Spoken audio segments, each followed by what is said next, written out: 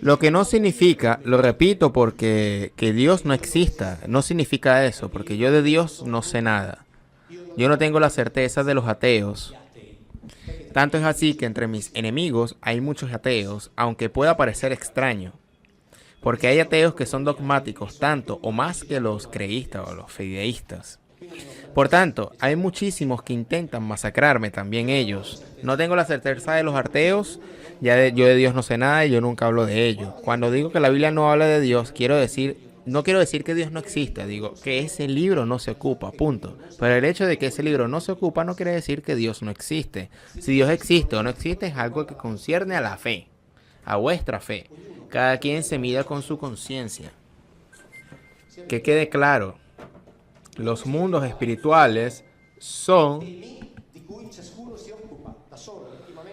temas de los cuales cada uno se hace cargo solo, íntimamente con su conciencia.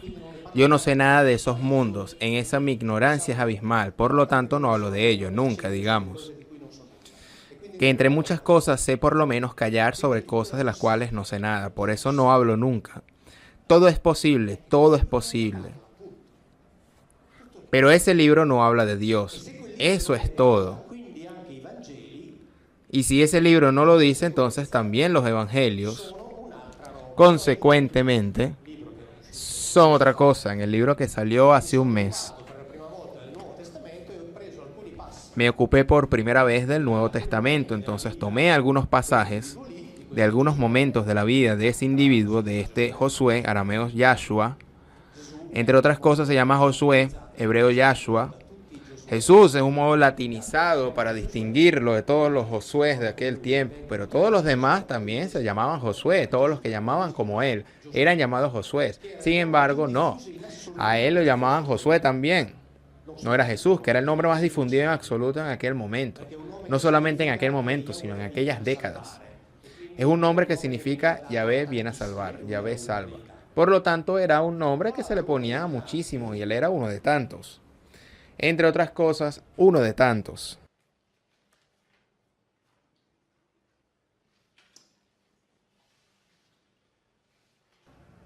Uno de tantos y era considerado tal también por muchos de los cristianos en aquellos tiempos. Tanto es así que cuando Celso, que es uno de los grandes heréticos, en el sentido que cuando se estableció la verdad, cualquiera que no dijese esa verdad, era considerado herético y su obra debía desaparecer y ser quemada. Celso, cuando nos habla de estos primeros grupos de cristianos, nos dice en su libro El discurso verdadero del quinto tipo, o del quinto libro, habla de los cristianos.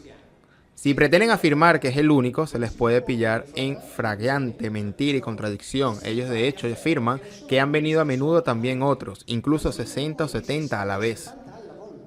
Y dicen también que sobre su misma tumba vieron otro mensajero. Y según una versión distinta vieron a dos y le respondieron a las mujeres que habían resucitado. Y el Hijo de Dios al parecer no fue capaz de abrir él solo la tumba, necesitó a otros que movieran la piedra por él. Y otro mensajero se presentó al carpintero por el embarazo de María, y otro para hacerles escapar a Egipto. En los primeros años del cristianismo había cristianos que decían que Jesús no era más que uno entre decenas de mensajeros que habían sido mandados. Después tomó el control la teología monoteísta y entonces terminó todo. Pero eso está también. Y en el último libro, cuando se habla del embarazo de María, llevé texto coeli a los evangelios, donde se habla de la sospecha que José tenía, no tanto sobre María, sino del hecho que María hubiese sido engañada por alguien que se hizo pasar por otro. Pero de estas cosas obviamente no se hablar. No se debe de hablar. Pero ¿quién es ese alguien que se hizo pasar por otro? Puesto que a María se le presenta un Gabriel, y Gabriel no es el nombre de un individuo, sino que indica una función, una especie de grado jerárquico. Significa un Geber de un él, es decir, uno que ejercita el poder en cuenta de un él, una potencia de un él. Por lo tanto, un Gabriel se encuentra con María y ella queda encinta sin conocer hombre. Es decir, se encuentra con alguien que era verdad que ejercitaba el poder por cuenta de un él, o con otro que se hizo pasar por uno que ejercitaba el poder por cuenta de un él. Y cuando lo encuentra le dice en griego, así está escrito en los evangelios, kaire kahiratomene. Es decir, alégrate, y traducido karikotomene es llena de gracia. Pero esta palabra es un adjetivo que deriva del perfecto medio pasivo del verbo karitó, hacerse bellos, lindos físicamente. No llena de gracias, sino de gracia, de belleza, de elementos que hacen que seas guapo y puedas gustar. Y ese saludo podría ser: alégrate tú que te has hecho bella, porque te elegimos a ti para hacer lo que debemos de hacer. Y él podría ser uno de tantos implantes que ellos han hecho a través de los siglos. Porque Caritomene literalmente significa eso. Si luego quien quiera hacer una lectura teológica, pues que haga una lectura teológica. ¿Quién soy yo, asqueroso materialista? Lo leo así.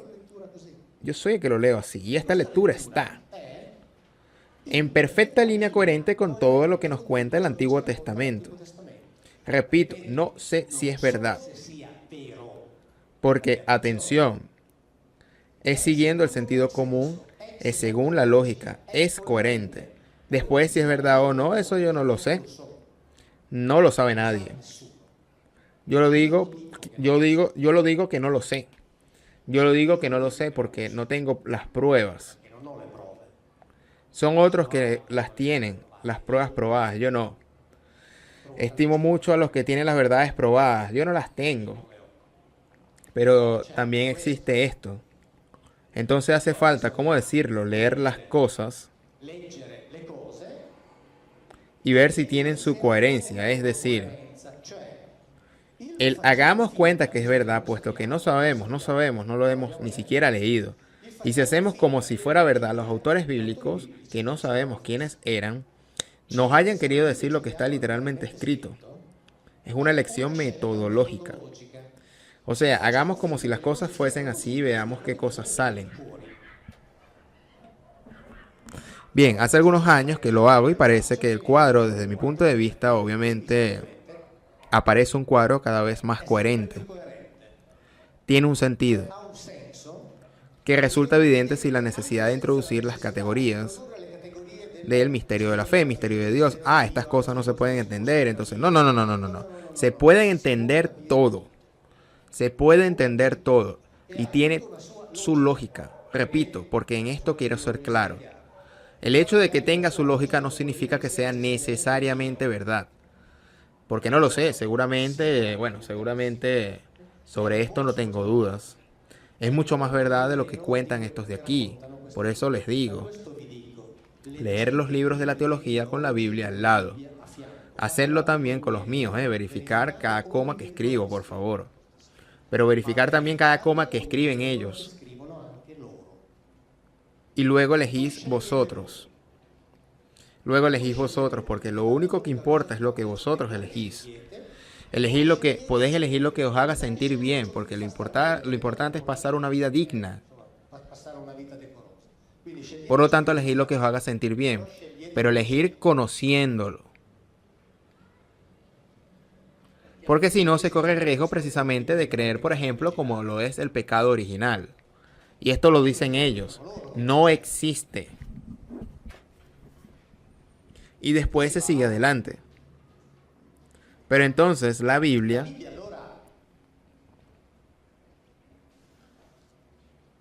si no tenemos la certeza de Dios, si es omnipotente, es una traducción equivocada. La Biblia, por ejemplo, habla de la palabra eternidad. La palabra eternidad la encontraréis un montón de veces. ¿Por qué? Porque si habla de Dios, Dios por fuerza tiene que ser eterno, por tanto el concepto de eternidad es inevitable. La palabra que es traducida como eternidad en hebreo es olam. Este es el Diccionario de Hebreo y Arameo Bíblico de la Sociedad Bíblica Británica y Extranjera, SBBE. Uno de los autores es Daniel Garrone, que estaba allí sentado a mi izquierda. La palabra olam, que es siempre traducida con eternidad, siempre escuchar lo que está escrito. Quiero que lo leas tú. ¿Qué dice aquí? No traducir con eternidad. Entonces, los diccionarios está escrito, no traducir con eternidad. ¿Cómo lo encontraréis traducido? Siempre como eternidad.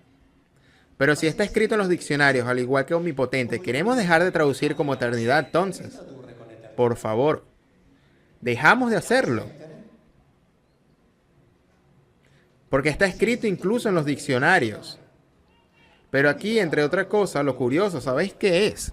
Sobre esto hemos dialogado los señores y yo.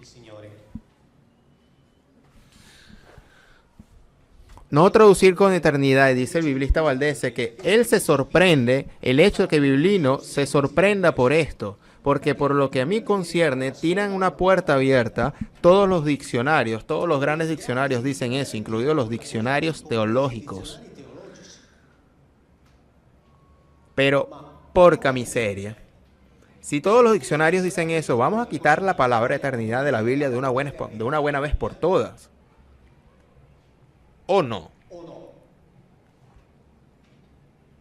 ¿O yo soy el que me invento las traducciones? Porque luego de este mundo de aquí, de estos de acá, vienen los grupos que me atacan y dicen, Biliglino inventa. Viene de estos de aquí, de estos de aquí. Si yo digo que no se habla de eternidad, yo invento. Si está escrito en los diccionarios, incluidos los diccionarios teológicos, pero entonces, como omnipotente, vamos a quitar la palabra eternidad. Tardamos 10 segundos. 10 segundos después salen las Biblias ya sin la palabra eternidad, sin la palabra omnipotente. Pero me doy cuenta que podría ser un problema, ¿no? Mauro